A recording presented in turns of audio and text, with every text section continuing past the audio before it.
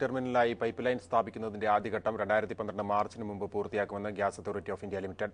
നഗരത്തിലെ വീടുകളിൽ പാചകവാതകം എത്തിക്കാനുള്ള പൈപ്പ് ലൈൻ സ്ഥാപിക്കലും ഇതോടൊപ്പം പൂർത്തിയാക്കുമെന്ന് ഗെയിൽ ചെയർമാൻ ബി.സി. ത്രിപാഠി ന്യൂഡൽഹിയിൽ മനോരമ ന്യൂസിനോട് പറഞ്ഞു.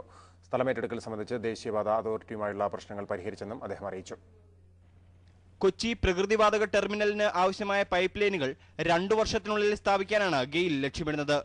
2 ഘട്ടങ്ങളായി പൈപ്പ് ലൈൻ സ്ഥാപിക്കുന്ന പദ്ധതി പൂർത്തിയാക്കും. 2012 മാർച്ചിൽ പൂർത്തിയാകുന്ന ആദ്യഘട്ടത്തിൽ കൊച്ചി റിഫൈനറി, FACT എന്നിവിടങ്ങളിലേക്കുള്ള വാതക പൈപ്പ് ലൈനുകളാണ് സ്ഥാപിക്കുക.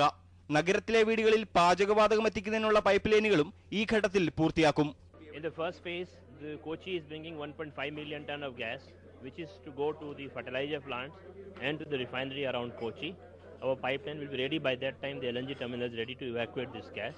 In the second phase, we are going up to Bangalore, and from Palakkad we are going up to Mangalore, which will be happening by end of 2012. പാചകവാതകം വീടുകളിൽ എത്തിക്കുന്നതിനായി മറ്റ് അടിസ്ഥാന സൗകര്യങ്ങൾ സർക്കാർ ഒരുക്കുന്നതനുസരിച്ചായിരിക്കും സിറ്റി ഗ്യാസ് പദ്ധതി പൂർത്തിയാക്കുക. ബാംഗ്ലൂരിലേക്കും പാലക്കാട് നിന്ന് മംഗലാപുരത്തേക്കുമുള്ള പൈപ്പ് ലൈൻ സ്ഥാപിക്കുന്ന 2ാം ഘട്ടം 2012 ഡിസംബറിൽ പൂർത്തിയാക്കുമെന്നും ബി.സി. ത്രിപാഠി അറിയിച്ചു.